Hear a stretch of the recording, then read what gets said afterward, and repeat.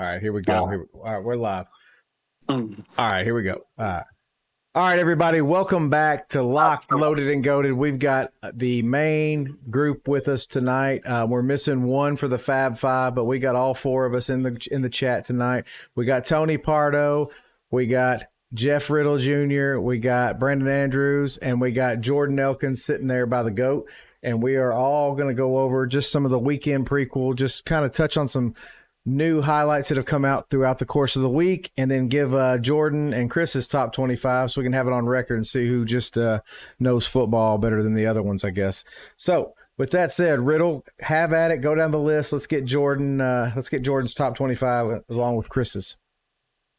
All right, the first one's tonight at 9:30, and that's Utah at Arizona State. Remember, this is just straight up, no spread on these. So, Jordan, who you taking? So Cam Rising is official tonight, right? Cam Rising has been named. He's playing. Man, that guy's so Cam stable as a mud fence. Give me Utah though. Okay. All right. Chris has Utah as well, so we're on record. We got Utah. The only one that took Arizona State is old Mud Butt up there. Yep, I did. All right, okay. Good I don't deal. hate the pick. I mean, I took Arizona State on the spread, but I mean, I just straight up, you got Cam Rising. I mean, they're on the road, but Cam Rising plays the way he should. Utah should win. I think it'll be close, but Utah wins. All right. All right, the next one's the 11 o'clock game down there in Tuscaloosa. Oh, Lord. It's South Carolina at Alabama. Ooh. When you lose to Vanderbilt, they all seem questionable. Yeah, at this point, what do you really feel good about? Give me Alabama on this one. Right. I think they'll come out with a point to prove. And with South Carolina, who knows what South Carolina you're fixing to get? Yeah. I mean, they're as inconsistent as anybody this year. Jekyll and Hyde. And I will say, just to compliment South Carolina a hair, their pass rush has been pretty good. One of the best in the SEC. Their pass rush. Just their pass rush. Not the rest of their defense, just the pass rush. They're doing pretty well down there. So, all right. Yeah, they got a true freshman. Brandon, Go ahead. Go ahead. No, they got a true freshman down there that's already got 5 sacks on the year. So, I think he's like one of the top in the SEC as a freshman, true freshman. So, yeah, you don't even have to give me Chris's because there's no way in hell he's taking South Carolina. So, we'll just move to the next one. Yeah, you're right. Okay. All right, the next one is Clemson at Wake Forest. Steve. Dude, Clemson, and this one's not even close. Oh. I don't know what the spread is, but it ain't going to be enough. Yeah. The spread's Clemson's 20.5 point favorite. Yeah, I would lay that 20.5 of Clemson all day. I hadn't personally, but I probably would because Forest is not it. I mean, we talked about this early in the week, but I think if we're just being honest with ourselves, Clemson has been playing really good ball since Georgia. I think Georgia beat the crap out of them and maybe woke them up. I don't know. Clemson by 50. Well, I mean, I've always been a firm believer. Your two best, your biggest improvements will come between games 1 and 2. I don't care who you are. After game 2, that's pretty much where you're at. Well, I hate to know where we're at Vanderbilt. If Wake Forest could pull off this upset, it would be akin to Vanderbilt beat Alabama last week. It can happen. That don't even happen. It can happen, but it don't even happen in a year. I mean, that took 40 years for it to happen. Now, I don't think we're going to see it twice in back-to-back weeks. I mean, yeah, you're right. You're right. All right. I mean, I'd love it to happen, but it's not going to. Let's be realistic. Yeah, Chris took Clemson. Right. Chris took Clemson as well, so we're on record. So this next one, I feel it's going to be another unanimous one. It's Missouri at Massachusetts. Oh. Does anybody know if Marcus Camby has any eligibility left? Did he play football well enough to make a difference? I don't know. I mean, he was a big boy. He was a big boy. Marcus Camby, no, he wasn't. He was a little bitty dude. No. Yeah. He was If you want the spread, Jordan, if you want the spread on it, it's 27.5, Missouri. Oh yeah, the spread's irrelevant. I mean, everybody loves a good underdog story, but I mean, this is even less likely than Vanderbilt beating Alabama last week. I mean, go and prepare yourself. If you watch that game, if you're a Missouri fan, I feel bad for you because you're fixed to watch them play in shin deep grass. And Unfortunately, I've watched games at UMass before. I mean, like on TV, and they do not believe in keeping a nice, clean cut field. And for the record, the guy that watches Chinese basketball was wrong on Marcus Camby. He was 6'11", 240. I was going to say, okay. Big dude. I mean, dude, I was like 7 when he played. I know. I got you. Because he not on Coach Cal's team? That was like the last person that UMass had that's like actually relevant. So you remember Marcus Pfizer was from Iowa State, I think. I can't remember. All right. Yeah. Anyway, those are the good old days back then. Nostalgic. yeah. Okay. Anyway, Missouri. Chris got Missouri too. No big deal. Yeah. Go ahead. All right, so the next one's the first big game of the day. The 2:30 slot on ABC, and it's going to be number 1 Texas against number 18 Oklahoma in the Red River rivalry. What did Chris take on this, Brandon? Let's defer to him first. Chris took Texas. He said too much. Took them. Too much Texas, he said. I'm gonna tell you about it. Boomer Sooner.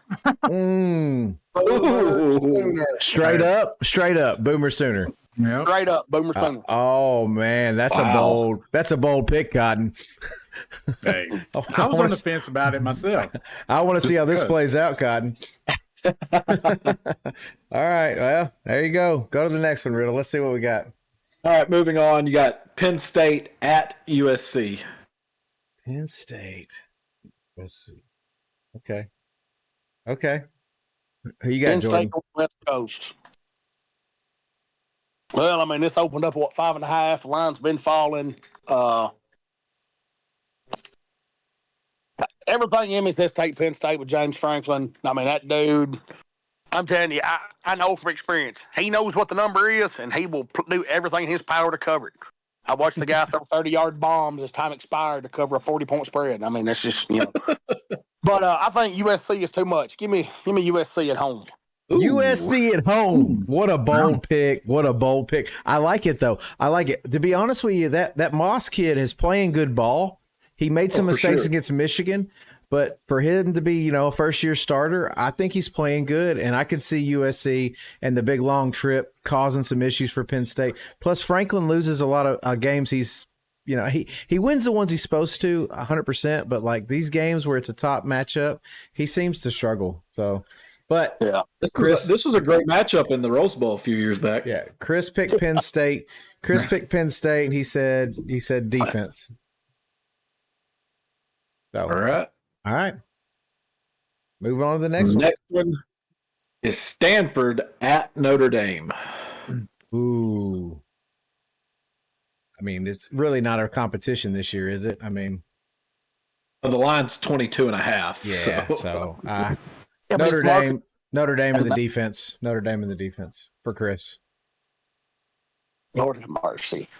It's hard to take Notre Dame against anybody. Especially Marcus Freeman leading the helm, dude. Yeah, give me Notre Dame. Yeah, Notre Dame. Notre Dame's it.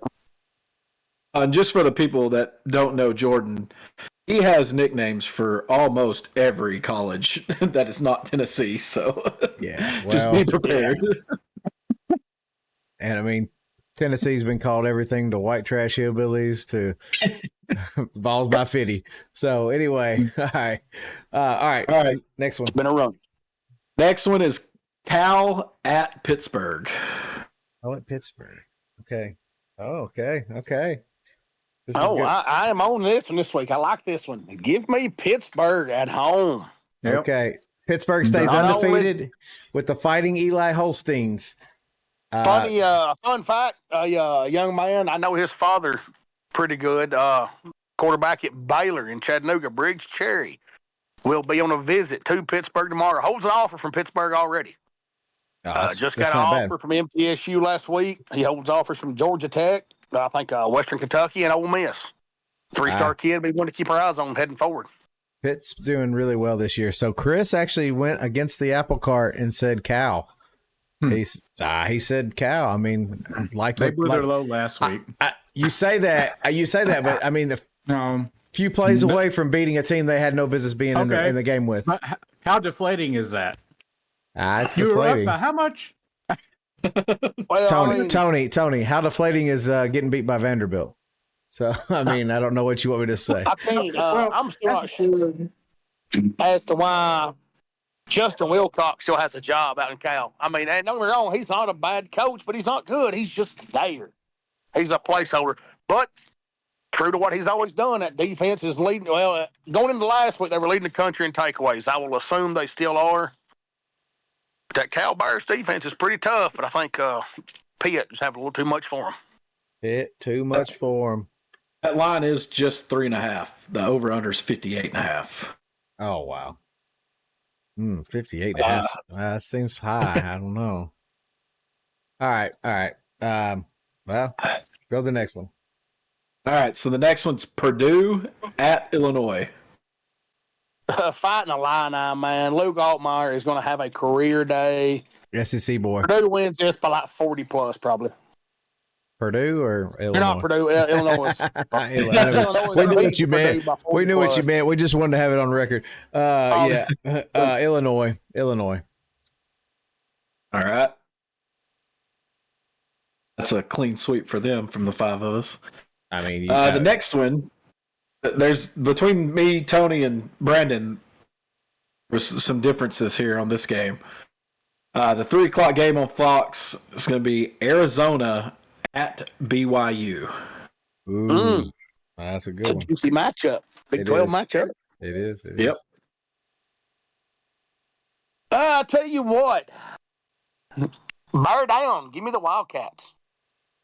This was a night game in Provo. It's probably a different story, but this is a 3:00 kick. I mean, there's nothing scary about Provo when the sun's shining. That's basically exactly what Tony said the other night too. Well, I mean, if you get that that 7, 8, and 9 p.m. kickoff in Provo, I don't care who you are, it's a hard place to win. But that's 3:00. So Chris has BYU taking it. So we had 3 for BYU and 2 for Arizona on that one. It's going to be one of the tiebreakers right there. I got a feeling. Little shake up right there. Little shake up. All right, the next one. It's my boys playing at home against Mississippi State. Mississippi State. Just go ahead, Jordan. Don't draw this out. Fighting Pirates. I mean, they might come out and play inspired. Look, they can come out and play inspired, and I hope they do. And if they play inspired, they might keep it within 30. But I mean, Georgia's. Well, I did say when I called this game the other night, I did say that Georgia would win, but I didn't think they would cover the spread. And they might not. I mean, when you got Mike Bobo making offensive play calls, it's anything over than just get a win is sometimes hard. Yeah, that's Georgia's a no-brainer in this one. I think we all know that. Yeah. Next one's your boys playing at home. It's Florida, who they are 3-17 against over the last 20 years. So you got. Well, I mean, that's a no-brainer. Give me Tennessee in that one all day. Honestly, I think it's probably a tighter game than people think it'll be. But, I mean, they've had our number for 2 decades now. But I feel like Tennessee pulls away late for a couple victory. So cousin Shane in the chat said Vols by 50. And then Chris, that is Jordan. That's Jordan. That's old Ginger Santa Claus, aka Redbeard, aka Yukon Cornelius. So he is here. So he's here today. And then Chris told me in this game. I'm looking at it right now. I'm looking at his thing. He said this. He said, of course he would. He actually did, and he said Tennessee. I just wanted to hear Tony comment. All right. Tennessee for Chris. I'm willing to bet that Florida gives everything they have tomorrow. I mean, Billy Napier's fighting for his life at this point. Oh, they That's are. They are very 100%. true. Like if anybody likes Billy Napier in that building, they're going to be out there on the field playing. I don't care if it's Bobby Boucher coming off the sidelines. I mean, this is it. This is the game that's going to make or break his career if it's even salvageable at this point. Yeah, it might not be. I feel like the seats are hot everywhere in the state of Florida north of Miami. So Yeah. Yeah. Fairly. how many L's is in Billy now? A bunch. Billy L. All right. Norvell with 7 L's. This is the big time. Let's do prime time. All right. So this is the marquee game of the day.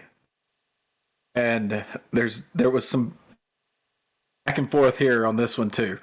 You got number 2 Ohio State at number 3 Oregon. It is a 6:30 kickoff, and the line is Ohio State -3, and it hasn't moved all week. Hold on, I'm looking at something right quick. All right. No, I'm What's up, Kias? Kias said in the chat, don't overlook those Gators. Don't overlook those Gators. He said they're hungry. I mean, they gotta be. Yeah, I agree. They might all be unemployed by next week. Yeah, but after the program down. I mean, after Tennessee's performance last week against Arkansas, I would say they're pretty hungry too. I mean, they left a lot of points on the field. Right. Oh yeah, absolutely. So They better be. I could see both sides being hyped up for this game. I don't think it'll be 3-0 at the half again this week. I don't either. I think there'll be a little more offense take place. I mean, don't get me wrong. Sam Pittman had a game plan and he executed to perfection. Well, Sure did. if Tony drives a truck into the wall on the second floor tomorrow, we know it'll be because Tennessee's playing too conservative for his liking. Oh, he'll be downstairs by kickoff, so there's no threat of that happening. 100%. So who did Chris take in Ohio State, Oregon? Chris took Oregon. He said, give them the black jerseys. He said, give them the black jerseys. It's at night. It's in Eugene. It's going to be nuts. He said he doesn't give no shits, Oregon. He said, quack, quack, mother. Now Jordan's going to be the tiebreaker. Yeah. Look at one more place. I don't hate that at all, man. Austin's a tough place to go to, especially after dark. Loud place to go to. But I have to correct you, Jeff. That line opened up at 4, and it's dropped to 3. So it dropped 1. It opened up at 4, but I'm sure it done that really early. That's both at Pinnacle and Circa. But I mean, it's been at 3 since like Monday. Had to have been Monday night, I think. Yeah, Monday night was the first time I looked at it. Maybe Sunday when the openers come out. I like that Oregon pick. I like Oregon home at night. But I don't know. I'm gonna roll with the Buckeyes in this one. Yeah, too much experience. I think the Buckeyes take it. Yeah. I've been a Dylan Gabriel fan since the kid was in Central Florida. He's fun to watch. He is fun. But I don't know that he's really fitting well in Oregon. I mean, they beat Idaho 24-14, and I mean, dude, that had like 5 incompletions. How do you have 5 incompletions and only score 24 against Idaho, against the Vandals? I don't get it. Give me the Buckeyes. I mean, Will Howard's just playing too well. I mean, he's not even like that. His potential yet. Yeah, he hasn't, but we saw what he could do at K-State. So, I mean, Yeah. All right, so in the chat, sorry to interrupt you, Riddle, but in the chat, how many people picked South Carolina so far? That would be nobody. Nobody has faith in the Gamecocks. We all thought Alabama bounces back. So, proceed, Riddle, proceed. All right, and this is the second big night game. Ooh. Also 6:30 kickoff. This one's on ABC. It's going to be number 9 Ole Miss at LSU. Go ahead, what Chris has on this one. Oh, Chris has LSU, Death Valley. Maryland's making a comeback. And now there will be no tiebreaker since Chris took LSU because me and Tony also took LSU. There's only one guy with nuts, and he took Joey Freshwater. He took Joey Freshwater. He's undefeated. All he's got to do is put his sunglasses on. He wins. Dude, I mean, it's hard to go against LSU at night in Death Valley. That's a brutal place to play. But I'll tell you who I can go against. That's Brian Kelly. That dude is awful. He's terrible. Oh, dude, I would take the guy from Bishop Sycamore to run an LSU program over Brian Kelly. Oh, man. Dude is just underwhelmed everywhere he's ever been. You know, I can't get over the cringe beat. So, yeah, give me Joey Freshwater. Joey Freshwater. Coming down to check out the game. So, you know, it's listen to this guy. Listen to this guy right here. He knows. Joey Freshwater. All right. Okay. That's good. Let's get back on track. So, next one, Riddle. All right. 3 games left. 7 o'clock on Fox. You have number 11, Iowa State at West Virginia. Good Lord. Man, it's ugly. It's going to be ugly. It's going to be extra ugly. Give me Iowa State in a damn rock fight. Like maybe 19 to 16. I mean, rock fight. Okay. All right. Chris has West Virginia. He said they're going to pull out their inner Pat White. They're going to pull out their inner Steve Slayton. They're going to come out like the West Virginia of the past, and they're going to win. I picked Iowa State, but Chris has got West Virginia. And while he's rooting for Pat White and Steve Slayton, I mean you got that was Baylor times, man. That was when Sean Oakman was running wild. Yeah. All right. So the next game. This game has significance for us. This game has significance for us. After yesterday, after last night. It does now. Jordan, you've seen the video. You were up to date with what happened last night or yesterday. And Brandon did officially change his pick in this game, Tony. So I'm a man of my word. Okay. Give me the pick. Because he came in the chat and scared you? He came in the chat. No, he didn't scare me. He came in the chat, and I'm supporting the guy that came in our chat. No, that's cool. He came and supported us. I told you to keep that same energy. He came and supported us, so God, I'm supporting this guy. All right, well, fine. Just so you know, Chris picked Colorado too. So there we go. Jordan, you're the tiebreaker. On Colorado. K-State, Kansas State at Colorado. Man, I mean, it's going to be entertaining. Anytime you got Peter Sanders and Travis Hunter out there, it's going to be entertaining. Anybody say the Travis Hunter report, today? No. Or it would take $40 million to get him to skip the draft to start Colorado next year? Really? 40? He's not getting 40. He might as well stay. I mean, no. He said $40 million to stay. $40 million to stay. And ain't nobody going to pay him $40 million to stay. No, it ain't no school. I mean, he wasn't going to stay, man. I mean, dude's business decision. Yeah. But I mean, yeah. Man, I think it's entertaining. Give me Kansas State. Avery Johnson does just enough late to pull out the win on the road. Ooh, that's a good pick. I did pick K-State to begin with because I thought the lines were good enough. But I mean, hey, Colorado, hey, appreciate it. Hopefully pick you next week, man. But yeah, I mean, absolutely. Like I said, glad dude showed love. I mean, we appreciate it, but I just block bully. I said Colorado by 50. All right. And then the last game of the night is this one's always interesting for Georgia or for Jordan. Yeah, because this is it. I remember this. He loves teams that have to travel all the way out to Honolulu. So you've got Boise State at Hawaii, 10 p.m. kickoff.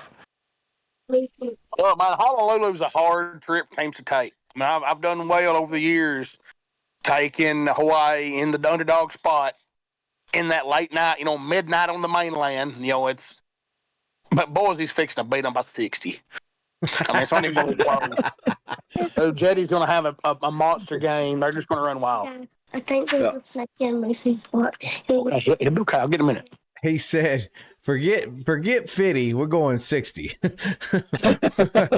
think Boise just steamrolls them. All right. Chris picked Boise State as well.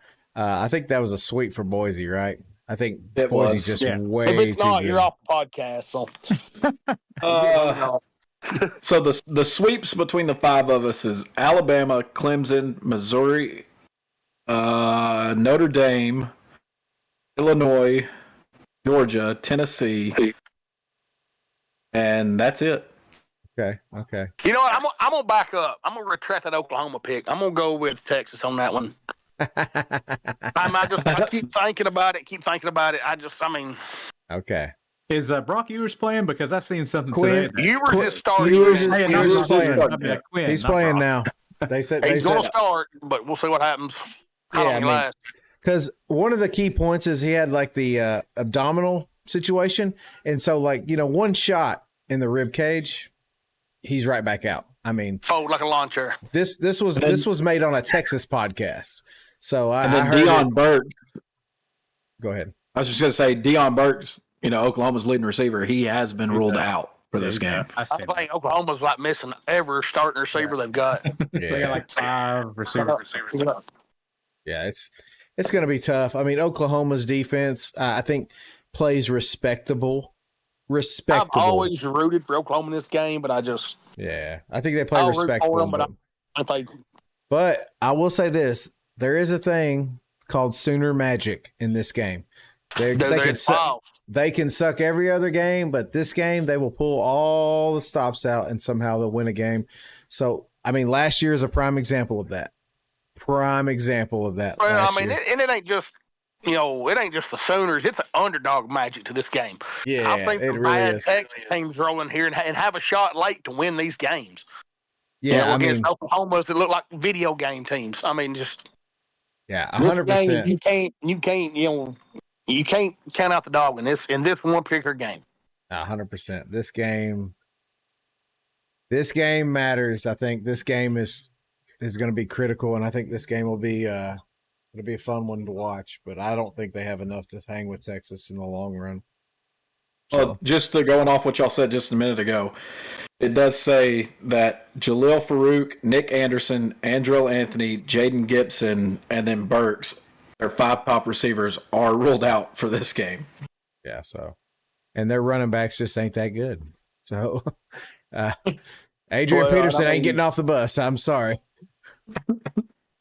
I mean, we've seen Oklahoma not long ago. I mean, Jackson Arnold is not that guy. He's not that guy. No, he's not. The true freshman might be, but he's not right now. Yeah. And Utah and Arizona State has kicked off, and Utah is up 3-0. 3-0. All right, I'll pull it up. So, I'm about to turn it on myself. Okay, so went through the top 25. I think we all kind of know where we stand. I want to go through. We got 4 of us here. I want to talk. What's your main storyline, main thing to watch Saturday? Like, what are you watching? Like, obviously you're watching Tennessee, Tony, but like, what are you watching like from a national perspective? Just something that kind of caught your eye or piqued your interest. Hell, I guess we're going to see if Oregon can get their offense back on track and actually beat Ohio State. I hate Ohio State. I could care less if they do lose.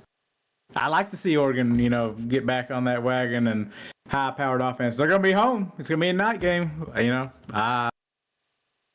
that's going to be interesting because Ohio State, they haven't really played anyone either, right? I mean, they played no, they haven't. Fuck. They're about Oregon. They're in Oregon shoes, too. So we don't know really how good both of these teams are, even though they got Ohio State's got talent out the ass. But still don't know how good they really are. Yeah. So I guess this will be their first true test. Yeah. Well, I mean, this one game, if Oregon, whoever wins this game, it's going to give a big leg up on the Big Ten. I mean, Michigan already has a loss, so yeah. Comment in the chat said Arizona State just threw a pick, so it looks like I don't know. This comment just came through, so I don't know if that's showing Cam Rising's injury history right now. He played 1 game in 2020. Got hurt in the Rose Bowl in 2021, tore his ACL in the Rose Bowl in 2022, didn't play in 2023, and this is his 2nd game this year. So Riddle, what I want to know is what's the one thing you're watching this weekend? Separation in the SEC because if you look at the conference standings right now in the SEC, which A&M, they're off this week. They're sitting at 3-0 at the top. And you got Texas and LSU, who are both 1-0 in the SEC. They've got ranked matchups. Texas, obviously, at the neutral site in the Red River rivalry, but LSU's at home against Ole Miss, which that's a big game for the standings-wise. And then Georgia, Arkansas, Missouri, Tennessee, Vanderbilt, Ole Miss, Alabama, Oklahoma, and Florida, all with just one loss. All those teams are playing an SEC slate. There's going to be separation. It's where you start to see the cream rise to the crop. And I mentioned yesterday, Georgia needs to make a statement against Mississippi State. They're 0-2 in the conference, 1-4 overall, and Georgia should dog walk them. And if they don't, it's just going to raise the questions that I've already brought up about this Georgia team even more. Like, I'm going to start honing in on why do we have the talent that we have and it's not transitioning to the field. Calm down, guy. Walk away from the ledge. You just won a title a couple years ago. Calm down, bro. just look at. But my big thing is separation in the SEC. There's big matchups this weekend. We're going to see who gets to the top, who's going to continue to slide. It's not a make or break moment yet, but we will start seeing some separation in the SEC this week, so that'll be fun to watch. All right, Jordan, I'm going to throw it to you before I give my answer. Go ahead. All right. I got two things I'm watching for. First one, obvious. I want to see how does Nico Amialava respond to last week. If you watch that game, you can see he was late on every throw. He was doing what young quarterbacks do. He wanted to see the play open up and develop before he turned it loose. He wasn't throwing on timing. Mm-hmm. So we'll see. I mean, those are all correctable mistakes. I mean, he didn't do anything last week that can't be coached out this week. For my one thing this week, I want to see, coming a little out of left field here, I want to see how Vanderbilt responds in this game against Kentucky. Man, Diego Pavia, dude was always really good to me last year. At New Mexico State, and the kid just finds ways to win. You're looking at a Vanderbilt team right now that better than most people think. Without the shank at Missouri, I mean, he missed it by a mile, wasn't even close. Without the shank at Missouri and just the complete in-game implosion against Georgia, you're talking about a 5-0 Vandy team right now without those two things happening. You're about 5 plays away from think about that, 5-0 Vanderbilt. Yeah. I mean, I think Kentucky wins that game, but how does Vandy respond? Are they still riding that high? Do they come in there and get blew out, or do they compete? Because, I mean, Vandy's got a real good shot at a bowl game now. They've got a realistic shot at playing, I think that's a safe assumption. Yeah, that's a safe assumption. So I got two things as well, and one of them just to piggyback off you. So I'm a Vandy fan for the rest of the year. So basically, not because I like Vanderbilt, but essentially because I want Vanderbilt to do better. That way it justifies my feelings, and I feel better about this loss. So with that said, I'm a Vandy fan tomorrow, and I want to see if they're for real or if it was just a fluke. I got a strange sensation it was probably a fluke, and Alabama just played like shit.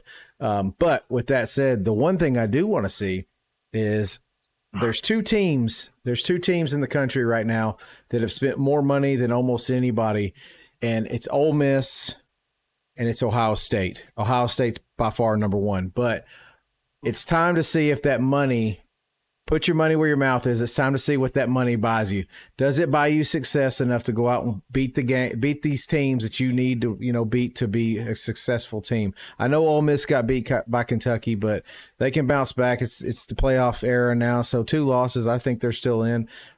Maybe not with their schedule. Ole Miss a little suspect, but Ohio State, they've got a $20 million roster. What can they do with it? We're going to find out. So yeah, quickly, yeah. So with that said, we're not going to try to stay on too long. We're going to do one final thought, and then we're going to sign off. Let these guys get on with their lives. Tony, final thought. No, time out. Don't say nothing else. Someone asked in the chat, where is Jordan from? That accent is impressive. It certainly is. So, where are you from, Jordan? Where are you from? Oh, I mean, I'm right here in Middle Tennessee, born and bred. All right. So, born and bred. Tony, where are you from? Tennessee, right here. Tennessee. Riddle, tell the truth. I was born in Marietta, Georgia, and that is the truth. And he lived there for 3 days, folks, and moved to Tennessee.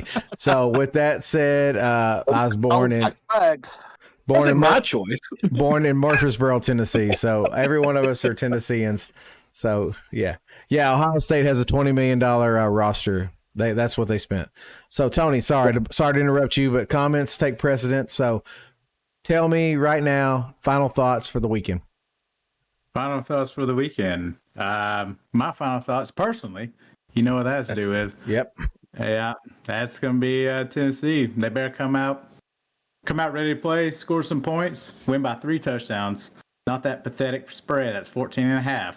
They better blow them out of the water. That's my thoughts. Nico, the guy played better.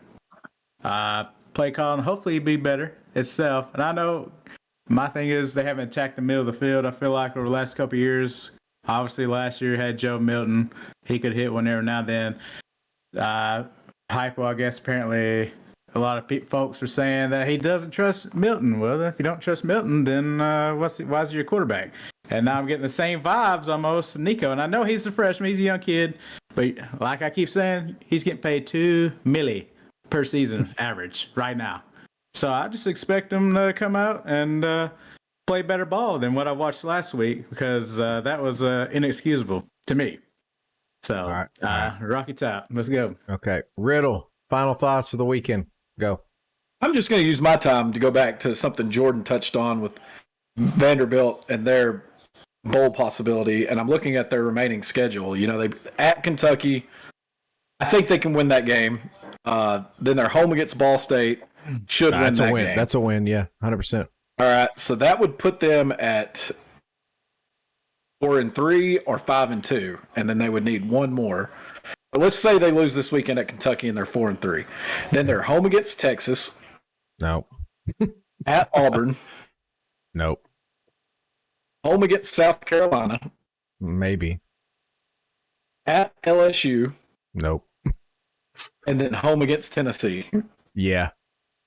So for their bowl chances, I think this weekend is extremely important for them. They have to upset somebody in there, 100%. I mean, but they just upset Alabama, so I didn't think that. But I'm saying, I didn't think it was possible. I mean, if they can beat Kentucky this weekend, they need 2 more wins. You assume Ball State's going to be one, which, again, I think they overlooked Georgia State earlier this year, and it was a huge mistake. And then let's say they beat Kentucky, they beat Ball State. They need 1 win out of Texas, Auburn, South Carolina, LSU, and Tennessee to get bowl eligible. Can they do it? It'll be fun to watch. That'll be an interesting thing to watch. I'm pulling for Vandy. You know. Yeah, me too. Now it's been a while. me too. Now it's been not long enough. All right. Thank you, Riddle. Jordan, final thoughts for the weekend. Go. I mean, we'll kind of touch on that with Jeff. I mean, you know, there's a potential 4 wins here for Vandy starting Saturday night. Show up in Lexington, show up at Kroger, you know, the frozen food section, and handle business. And if they do that, section. You know, I mean, they could be on a 2-game, it could be a 3-game winning streak going into that Texas game, which that Texas, they're going to get beat to death. You know, they're home against Texas. Texas too consistent. They're too consistent. But I mean, Kentucky's winnable. Ball State's winnable. I think Auburn's very winnable, even on the Plains. The Plains is just a scary place to play because they've got that magic that we've all experienced. Oh yeah, it's just weird. Does, but it's just weird. I mean, let's be honest, man. Peyton Thorne is. Yeah, I take Pavia. I take Pavia over Peyton Thorne right now, 100%. And that will be a noon or 1 o'clock kickoff. So that's going to be. I mean, early games are tough. And For for those of y'all that are old enough, that's the Jefferson Pilot game of the week. That was where Woody Woodenhofer made a living. I'm Woody Woody Ball. Woody Ball. All right. Good deal. Okay, so my final thought, just as the Bama fan, I'm going to go ahead and say it. So we got to see how we respond, how we bounce back. Much like Tennessee, we laid an egg last week, and it was embarrassing. Probably the worst loss in program history if you look at total talent on the field versus what was produced. And so with that said, like, how do we respond? How do we come out? Like, are we on fire? Are we playing with a sense of urgency? I don't know. This is going to tell me a lot about DeBoer. This is why this game is so important, because you beat Georgia. It was ugly at the end. I understand, but we come out with a win. DeBoer, welcome to the SEC. And then the very next week he gets beat by Vanderbilt. This game is make or break for me, for him. I know he knows how to win. I understand that, but I don't think he understands the pressure of the SEC. I think he does now after losing to Vanderbilt. But with that said, I want to see how he responds. So how the players respond, how the coaches respond, and then hopefully we can run that defensive coordinator out of town by tomorrow night. I'll go help him pack. So with that said, I think that's going to wrap up this edition of the Friday night prequel for the weekend, and we're going to get off here. With all the talk we had about this, who would have ever thought that, like, right out the rip, Vanderbilt will be getting so much love? Me, I know. Yeah, they're supposed to be the team that wasn't supposed to be in the SEC. Like, they should go somewhere else. Well, I mean, they still should. Tulane has more SEC titles than Vanderbilt does, but that's a very true statement. All right. With that said, guys, we're going to get off here. We will be back on tomorrow night at 8:30 p.m. starting to review all the games. We'll have some people come in late after the Tennessee game and give their insight. These two Tennessee homers, and me and Ritt will be here because our games will be over. We'll either be happy, we'll be happy, or we'll be sad. But with that said, roll Tide. To the fan in the chat. Down the bowl and down the hole.